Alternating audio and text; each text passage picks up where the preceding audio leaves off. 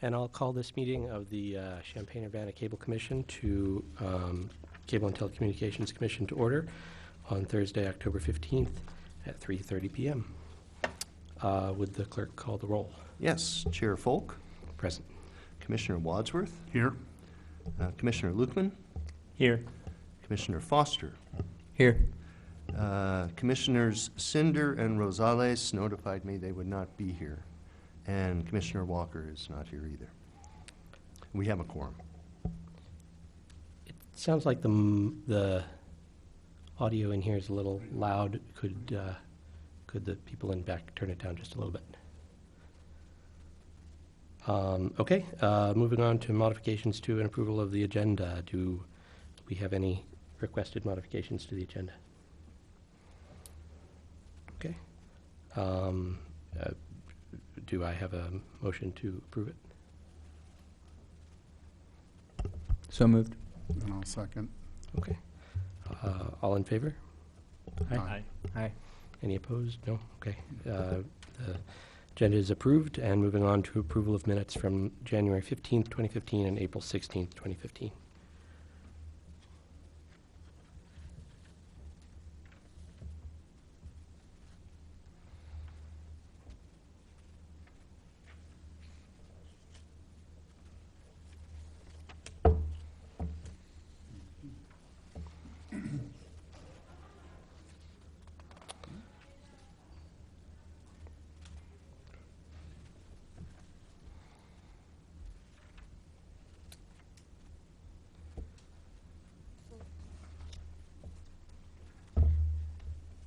We're in the approval of the minutes. Did you have anything you wanted to talk about them? Okay. Do I have a motion to approve them? So moved. Second. All in favor? Aye. Aye. Okay. The minutes are approved. And moving on to correspondence. Did we have correspondence this quarter? None that I have, no. Okay. And unfinished business, amendment of the commission rules and regulations. It's on here, but no update, I assume? No, I'm kind of waiting to see what happens with Right. everything else here. So. Okay. Sounds good. And moving on to reports. Do we have any committee reports today? I don't think so. Staff. Yeah, I can jump in first. Just a note, we won another national award. Our volunteer intern, Jacob Bernard, won an Alliance for Community Media Award for his production on the Illini Drive radio show, which we televise following the radio broadcast.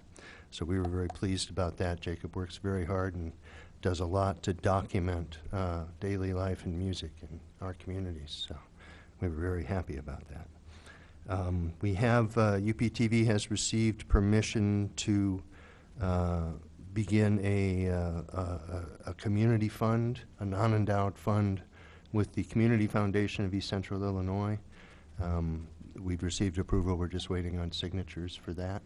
That will allow UPTV to receive donations in support of our work. And we did, at the beginning of this fiscal year, reinstitute a fee for out-of-state membership to the tune of $100 a year. We don't have many out-of-state members. We have 3 that had anteed up, so that's, again, an attempt to try to generate some income for UPTV.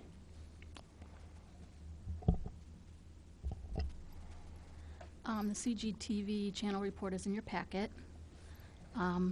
We finally finished our HD project, so that's completed. CGTV's moved from the IT department to the city manager's office. 2 of CGTV's City of Videos earned national awards in the government programming awards from NATOA. Champaign Connection won first place in the interview talk show category. And Mobile Meter Pay for Parking by Cell Phone won an honorable mention in the public education category. That's what I have.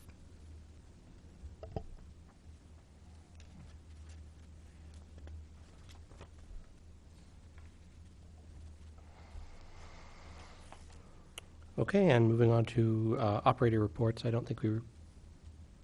Oh, sorry, guys. Do you have reports that you would like to give?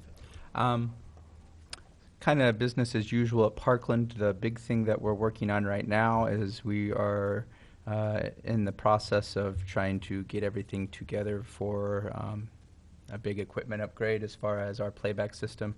Our current tightrope system is older than I've been at Parkland, which is almost 8 years. We've been having some technical issues with it.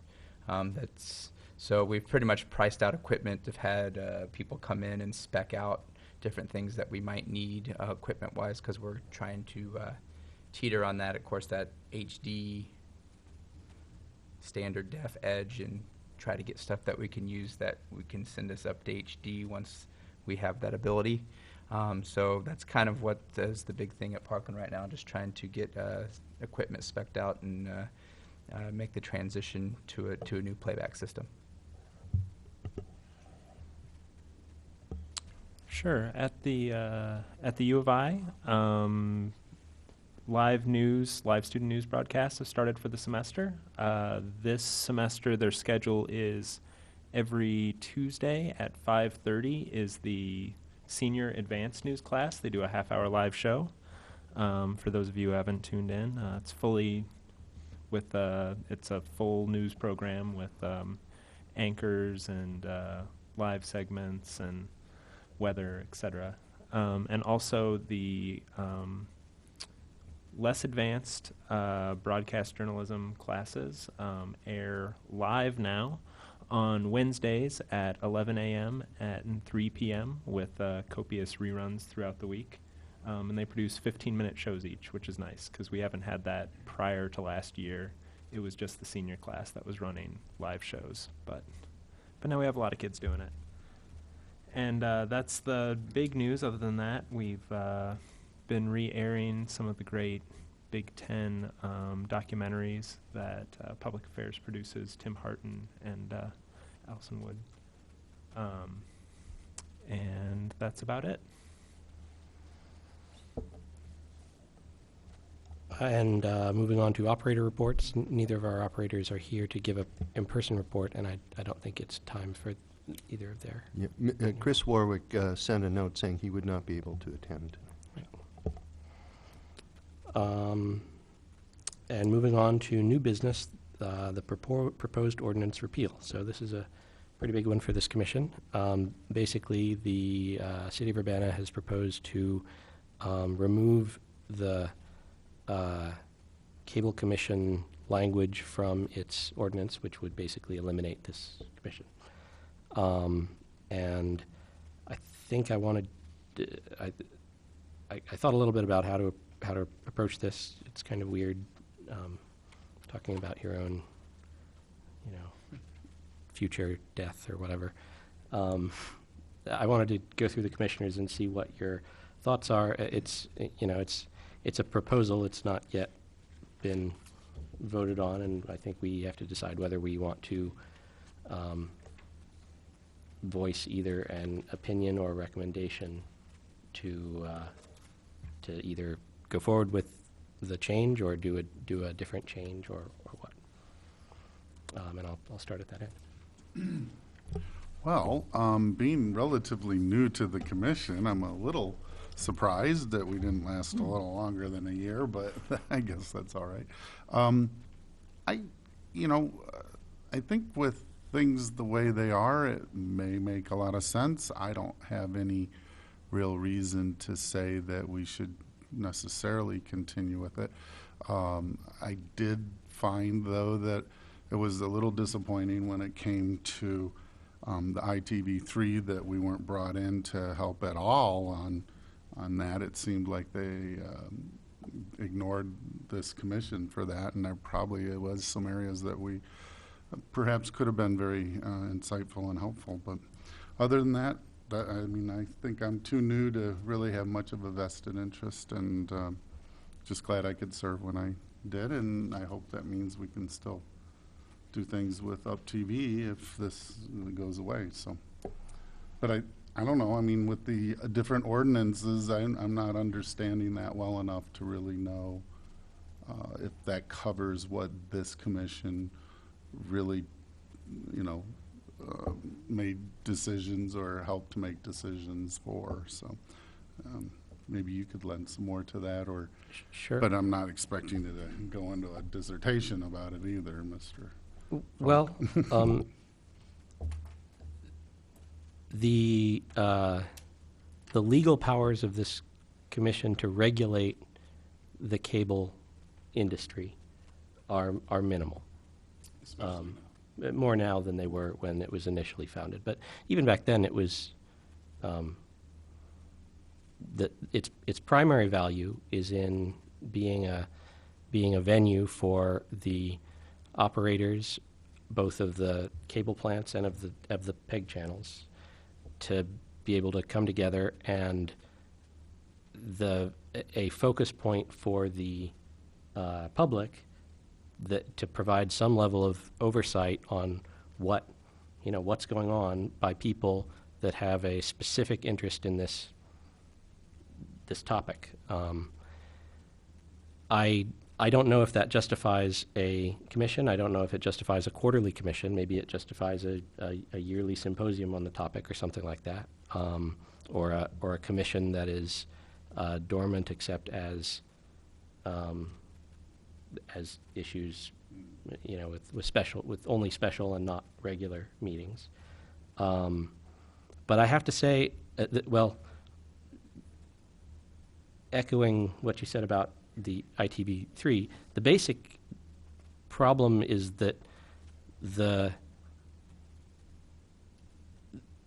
this is not an area that is becoming less relevant in people's lives. This, if anything, is becoming more relevant in people's lives, and for us to eliminate the entire ability of our community to have a way to kind of focus on that, I feel it's short-sighted to eliminate it, but perhaps timely to tone down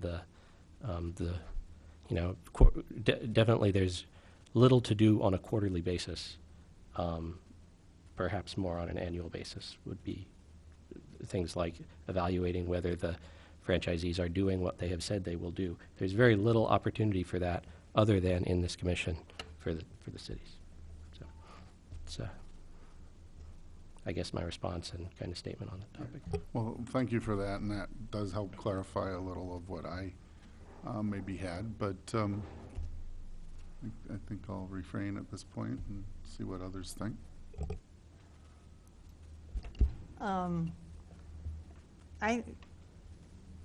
Part of the benefit was as our regulatory powers waned or almost disappeared. In the past, especially when we had the operators coming here all the time, it was like a little bit of the public keeping in touch with them, and I think we did bring some pressure on them. They had to come here once a quarter and answer questions, and people would see it on TV and hear it, so they had to present themselves. I'm very disappointed the last year the operators have, I don't know if we have any way to encourage them to come more often, but I think that's one of the benefits. And some years ago we used to do a lot more educational things. Of course, we had the study sessions, and we had some really well put together programs, especially when digital TV was coming in and HD TV, which gives you an idea how long I've been here. And the public wanted to know how that was going to change cable in this town and over-air transmission. And we had some experts come in and put on some pretty good programs. I don't know if there's ever going to be, we'll ever get back to that, but I think it would be good to still have the operators coming in and answering to us and presenting what they're doing and keeping the public informed. Yeah, again, they don't come in every time, but even in the last year, they've showed up and they've presented what I consider valuable information that is not available anywhere else. And they presented it to this commission because we were able to ask them questions in a way that they would have no cause to do that otherwise. That's Without repeating too much, I kind of look at it as from a Parkland view.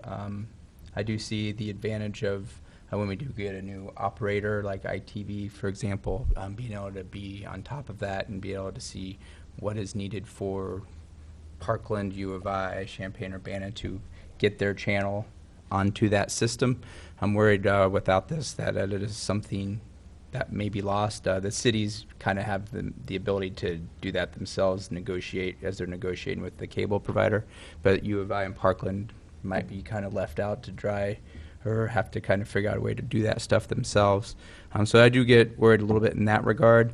But I've been involved for 14 years or so as a staff member and then a commissioner, and especially when some of the new laws were passed and we got some new competition in town, I definitely saw the operators seem to see their visit to us as less and less significant, if I could say that. It seemed to be, not that they didn't answer our questions, and which they were good in that regard, but it just seemed when I had first started that was something that was very important to them to come and kind of make sure that they were taking care of their things that they need to be taken care of. But as time has gone on, it just seems like it's not as a top of their list or as an important thing for them to come and report to our commission, which is actually, like as Karen was saying, one of the things that we are here for. So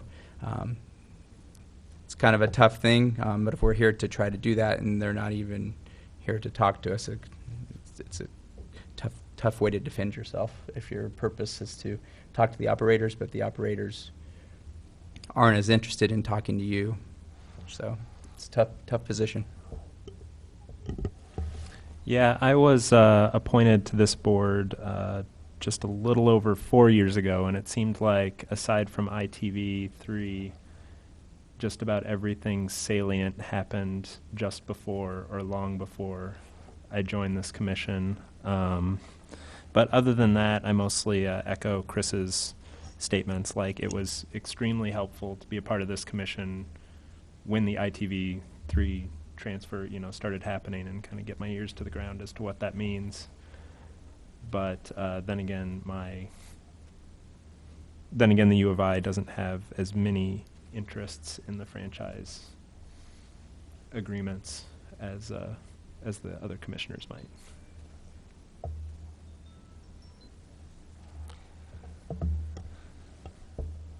Okay. I'm not Chair hearing Folk, can I Sure. comment Sure. also as well? So, my name is Sanford Hess, and I'm the IT director. And so one of my responsibilities is managing Jake and Jason and UPTV as well. And I just want to give a very, very brief history of my experience and sort of what led to this. I joined the city in December 2013. So just a few months after Rick Atterbury had left and sent this email. And when I joined the city and I went out with Jake and Jason and had some chance to sit down and talk about what goes on for them and what do they do and what are the different things on their plate and what suggestions do they have. And so this was one of the ones that had come up as an early point of discussion, was the recommendations from Chair Atterbury, or former Chair Atterbury, and just sort of the context of, well, what is the Cable Commission? So I started attending the meetings, so to see for myself and to be aware of what was going on. And we started having discussions. I talked to the mayor about this, and we sort of socialized this idea of what is the purpose. And and during that time, as many of you have seen, I also have seen the operators come once or twice, but their attendance has diminished, and it got to a point where the biggest constraint here is on the from my perspective, the staff resources for Jake and Jason with the commission. And primarily I'd say a large extent of that was due to this unfinished business these changes to the ordinance language itself, due to the renaming and some other changes that were suggested, it's a substantial amount of work to do all that.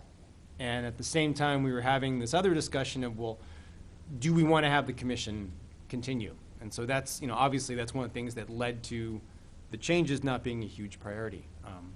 But I think a really important point is that even though we're talking about that the commission may not have, continued to have the same weight that it used to have, that doesn't in any way diminish the contributions of the commissioners, because you have been active in this, you have been here, you have been bringing topics to discuss.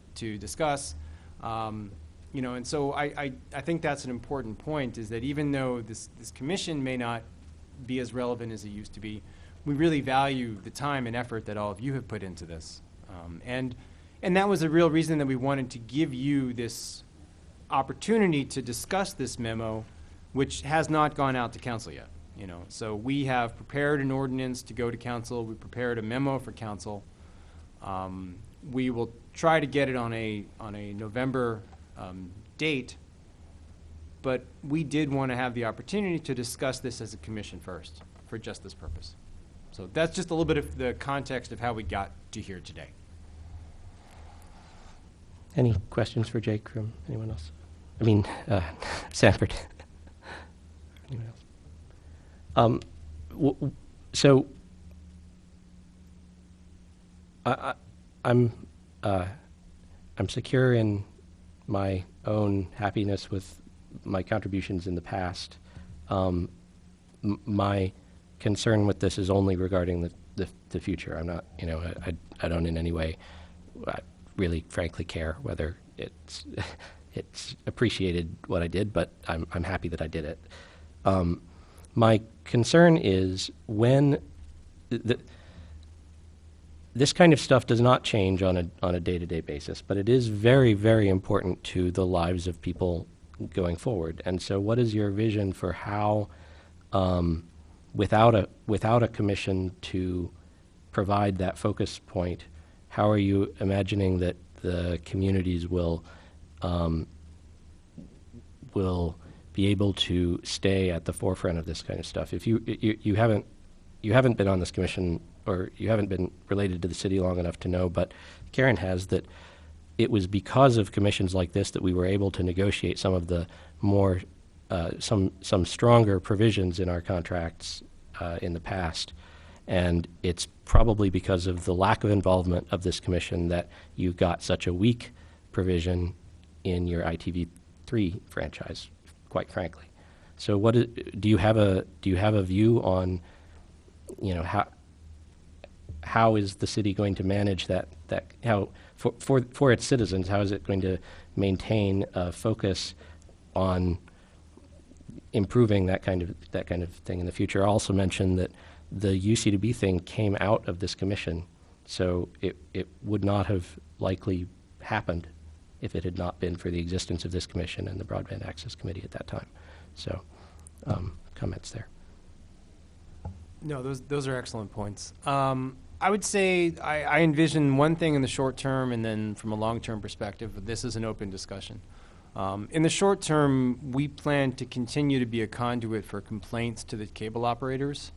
So Jake has, volunteered to continue performing that service, where if people do have complaints that they send to us, we will send them along. And I think that in general, at least from what I've seen from that have been included in some of the packets, when that communication gets passed through the city and sent on to the cable operators, there's usually a relatively quick resolution. So that ability for people to interact with the operators, I believe we can still provide that service, just on an email kind of, basis. From a longer term perspective of, looking out for the best interests of the cities, in terms of future negotiations or future contracts, I don't have myself a proposal. I think some ideas that have been floated out here, I've heard, potentially less frequent meetings. I could see potentially, I honestly, here I'm on shaky legal ground, hence I brought my city attorney. I don't know what the ability is to make the commission essentially hibernated and as needed. convenient. I don't know particularly what the options are, but I think those are some of the things that we're trying to solicit as ideas. If you will, first of all, permit me to introduce myself. I'm Jim Simon. I am the city attorney for the city of Urbana, and I am the architect of the ordinance, the drafter, the scrivener, based on what was requested of my division to draft. Let's talk a little bit about the ITV3 situation. I think, at least to get it out on the table, a little explanation would be in order. As you all know, there was the UC2B consortium that initially grew out of a grant that the University of Illinois, I think it was a $22 million grant that the University of Illinois, through Mike Smeltzer's guiding hand, obtained. The university received this grant to provide fiber in underserved areas to expand and increase internet access. And a consortium was put together to help define and launch the census tracts in which the fiber would be installed. And the UC2B network, fiber network with the rings and all the rest of it, was created and designed. At that point, it was clear that the university, the city of Champaign, and the city of Urbana did not want to be in the business of operating a fiber optic internet network system. And they made a decision for the next step, which created a not-for-profit organization called UC2B NFP. And all rights other than ownership of the rights of way and ownership of the equipment and the fiber installed in the ground, as well as the nodes, et cetera, and the connections up at the university, were transferred. So it was basically, essentially, a transfer of a master IRU to the not-for-profit. The university, the city of Champaign, and the city of Urbana appointed 3 board members each to serve on that not-for-profit. The not-for-profit being a completely independent entity and legally not subject to the control of any of the board members appointing entities or the UC2B consortium. It was hopeful in their mind, as well as everyone else's, that they would grow the UC2B network and eventually expand through whatever means they could into the rest of the parts of both cities and the university community, and maybe even beyond. Obviously, the cities and the university didn't have the funding. UC2B NFP didn't have the funding, so they turned to let a contract to presumably an experienced developer, franchisee, whatever you want to call ITV3. They had a consultant, they had an RFP, and several submitted, and they felt ITV3 would be the proper entity for many reasons that they've explained publicly. And then they negotiated an agreement for the build out of the fiber optic system. The cities and the university had no input into the terms of that agreement, and they entered into the agreement. Not for cable franchise, but ITV was planning on offering triple play. They weren't permitted to do anything vis-a-vis triple play until they went to the cities to obtain cable franchises. And as you all know, there is the competitive equities provision in the statutes. And so, with the exception, for the most part, of the build-out requirements that ITV3 had negotiated with UC2B NFP, the franchise agreement is almost word for word identical to what at least Urbana has with Comcast, and I believe Champaign's Comcast agreement is identical to Urbana's Comcast agreement. And so I believe Champaign's ITV3 franchise agreement is, except for the build-out requirement, identical. That we did approve that, and Champaign's City Council approved that. And then Comcast contacted me a couple of times, and Fred Stavens, legal counsel, city attorney for Champaign, about making their contract,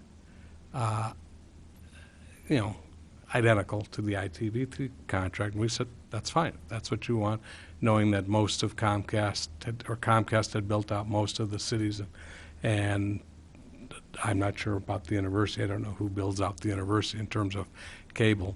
But they wanted to select the provisions that they wanted and not the other provisions that they thought within that build-out that was a little more onerous. And we said, you take the ITV3 contract or you remain with your current contract, because then we're going to get into a rolling competitive equity situation. And they'd asked to sit down with Fred and myself several times, but never seemed to arrange those meetings. And that's pretty much how we've gotten to today. So the provisions that you all are concerned about were decided by a private, not-for-profit entity and a private for-profit entity over which the university, the city of Champaign, and the city of Urbana have no legal control. We cannot dictate what our appointees do, because then you get into a situation of whether that not-for-profit really is a controlled entity. So it ran independent of the three governmental entities, and we're here today. And that's how the ITV3 contract came about, as well as the franchise agreements. So it's exactly because the cities did not have control over the terms of what those private entities did. That's exactly the point of the Cable Commission and the franchise process, which is supposed to include, it normally includes a needs assessment and then an evaluation of whether the franchise meets those needs. And those are the things that specifically that the Commission is supposed to be involved in, and the Commission is supposed to bring the public into and bring then that public opinion to the cities. Because the cities chose not to avail themselves of that, it's not the cities cannot control what those private parties agreed to, but it does control what it agrees to in its franchise. And it has the opportunity of either choosing to create a more lax build-out requirement in this case, or not create a more lax build-out requirement, and then they would be forced to go through a different path through this. Well, and with all due respect, I'm going to continue.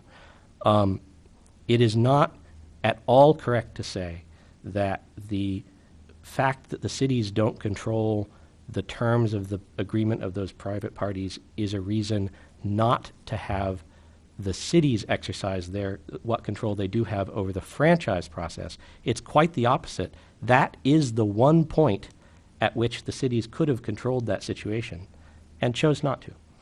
Well, against the recommendation of at least 2 commission members. Conceptually, I understand your position. As a practical matter, I don't think it would work that way. First of all, ITV3 is a CLEC, so they have an absolute right to free access to the various public right-of-ways.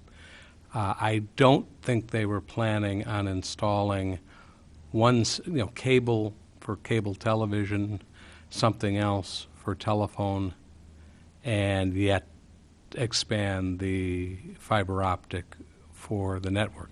So it was basically, for the fiber optic network, this is what was agreed to. They didn't need a franchise from the cities or the universities to build out the fiber optic network. All they needed was access to the public right-of-ways. And seeing that they are a CLEC, they were planning, they had the right. All they had to do was ask. Now, if we had said, yes, go ahead, build out the network, but we're not going to let you build out the cable part or the telephone part in conjunction with the rest of it, they probably would not have built out anything. Because I suspect, and I'm not technologically adept at how they operate, I would assume they were going to run triple play, and I assume that's in fact what they're doing, over the same fiber optic network. We could not control the fiber optic network build out for the internet.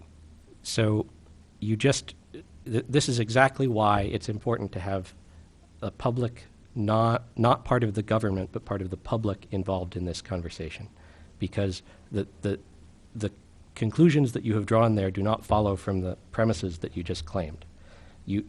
What you said is that if we denied them the right to build out, to offer video services, which is the entire point of the franchise, then they would have chosen not to build out the fiber. That is exactly saying that through the franchise process, we can control how they will build out that fiber. We can't control that whether they are allowed to build it out or not, but we can control whether it makes good sense for them to do it and guide them in a way of doing that that is good for the public. Or they back out of doing it I'm sorry, altogether. please don't interrupt. The value of the public involvement in this process is that it gets the public's opinion into it, not just the city, what's expedient for the city or what the city thinks is correct. It gets the public's involvement. And I have to tell you, when the topic of ITV3 or UC2B comes up, it is universally that the cities got screwed, that they did not stand up for themselves when they needed to, and that they were taken advantage of by ITV3. That is the universal sentiment that I hear when I talk about this, and it's also the universal sentiment that I've heard from, I can't speak for Mr. Cinder because he's not here and I wouldn't want to, but it's what I heard from him, who has no other bone in this than being a very interested citizen. And it is very interested citizens like the commissioners that provide the value of this commission. So I don't want to go further into the what happened with ITV3 because it's done, and there's no way to reverse that. But it's exactly the point that having public input by specifically interested citizens, it can guide the course of these events. And that's why when the initial Time Warner and Insight and Comcast negotiations happened, having the commission involved brought things like PEG channels that we wouldn't have gotten before, and other very valuable community resources that just, they just wouldn't have happened if the commission hadn't been involved at those times. And they didn't happen in the case of ITV3. And let me answer your second question. Where do you go forward? The proposed ordinance repeal does not, as has been stated here, dissolve the commission. It withdraws the city's financial and staff support, which is a concern for economics for the city and the deployment. The city would withdraw appointing commissioners and would withdraw staff support. That's what essentially the repeal does. I don't know what Champaign plans on doing, or anyone else who contributes commissioners and time to the commission. We don't speak for them. So if you can, do you have a copy of the proposed ordinance that you've drafted? Can you explain that, what you just said in light of the actual language in here? It seems to me that you have struck out the establishment for the commission, so therefore it would be dissolving the commission. No, it wouldn't dissolve the commission. It would dissolve the city's input into a commission. We can't dissolve the commission because, as I understand it, this is a joint ordinance with Champaign. We can't tell Champaign we're dissolving the commission because you Champaign contribute, or for that matter, anyone else who appoints commissioners and who has, provided input. We can't tell the university or Parkland or anyone else that, oh, by the way, we're telling you to dissolve the commission. If they wish to continue with the commission, they clearly, without us, have the authority to do that. I understand the minutia that you're trying to make a point here, but the fact is that it would, from the perspective of Urbana, dissolve its role. It would no longer have any sort of cable commission that controls that works with it in its relations with the franchisors. That would probably be correct, because Urbana would not be contributing commissioners or staff to the commission.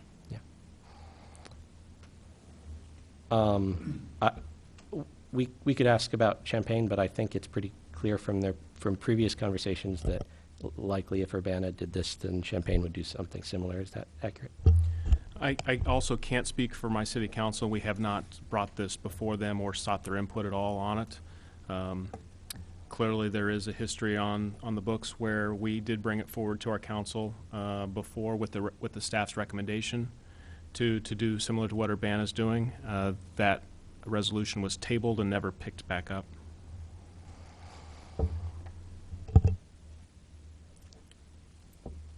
I think I'll ask other commissioners. I feel like I'm testifying too much to weigh in.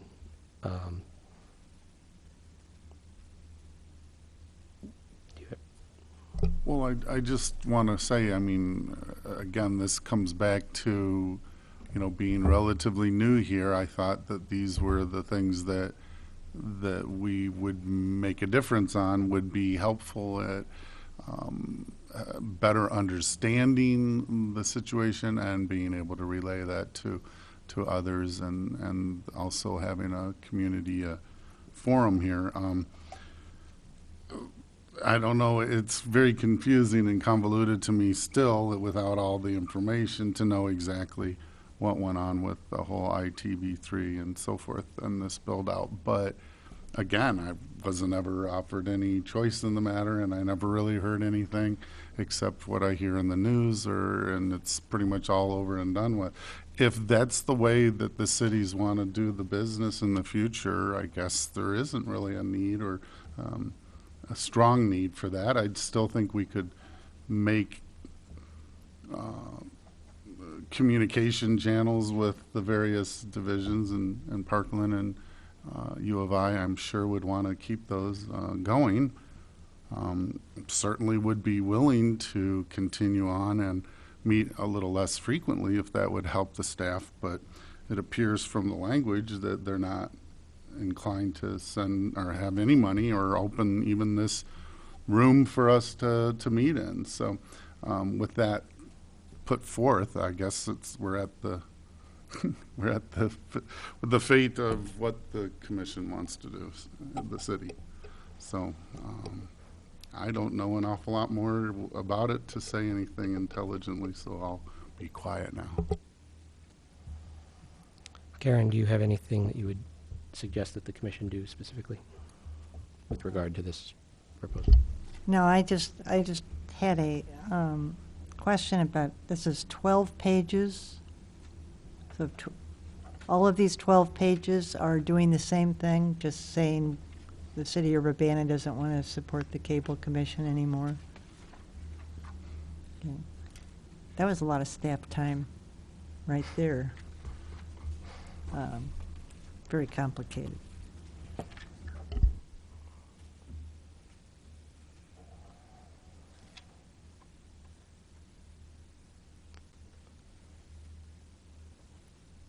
Does I'll ask the members to each weigh in.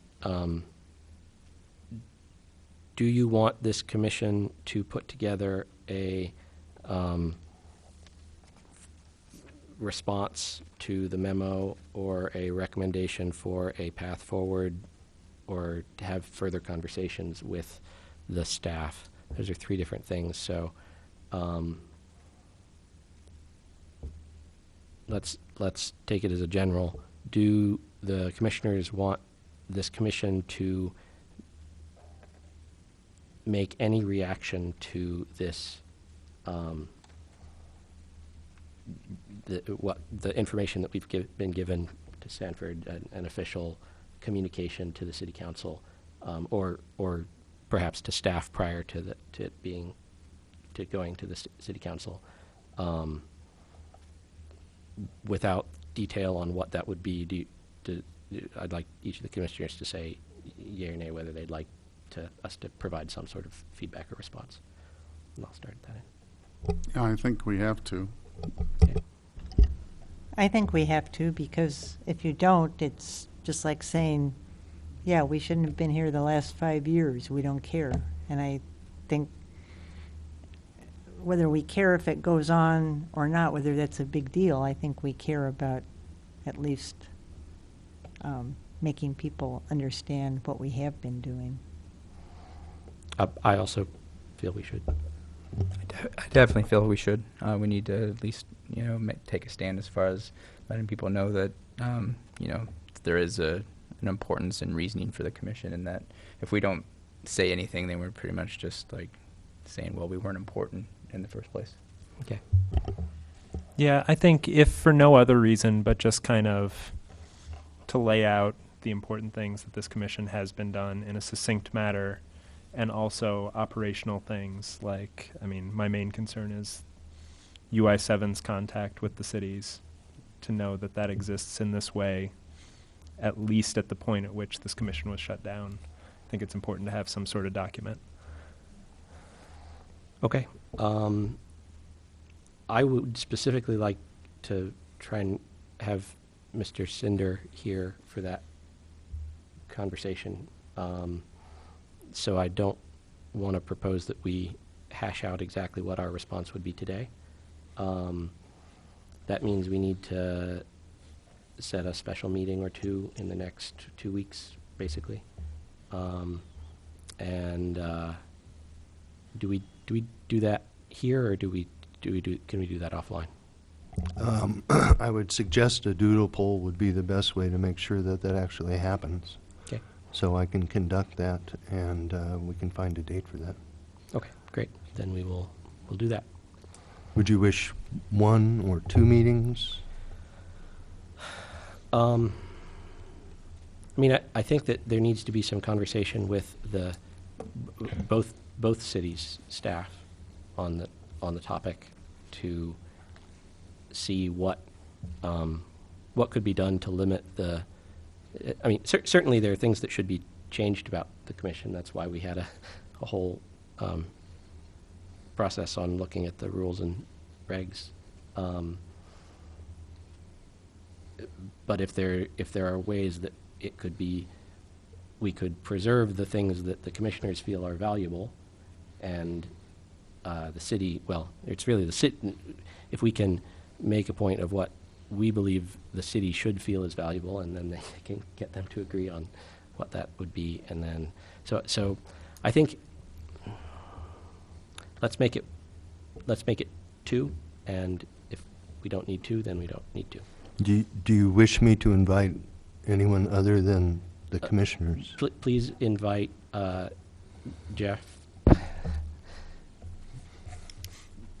Jake, Sanford, and I don't know if we want to invite the 2 city attorneys or not, just so that if they're available, please invite them. Okay. And if they can come, then great. Then we can answer all the questions in one.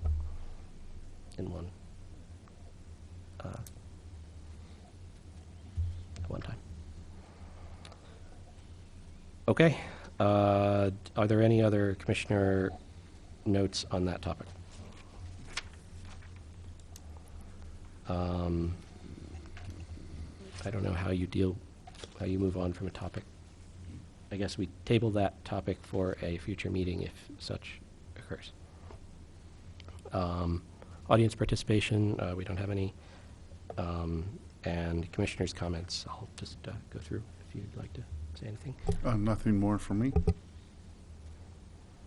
I'll just mention that I did get a request yesterday from someone who wants to fill the Champaign vacancy. So I informed him of this, and so hopefully he'll follow up if it's useful. I have nothing. The next scheduled meeting is January 21st, 2016 at 3:30 p.m. in the Urbana City Council chambers. But I would probably recommend you stay tuned to your city council agendas to see whether that's worth tuning into. I should note that it should be 2016 for all of those dates. I apologize. I'm not used to 2015 being over yet. Do I have a motion to adjourn? Second. All in favor? Aye. All right. Thank you. This meeting is adjourned.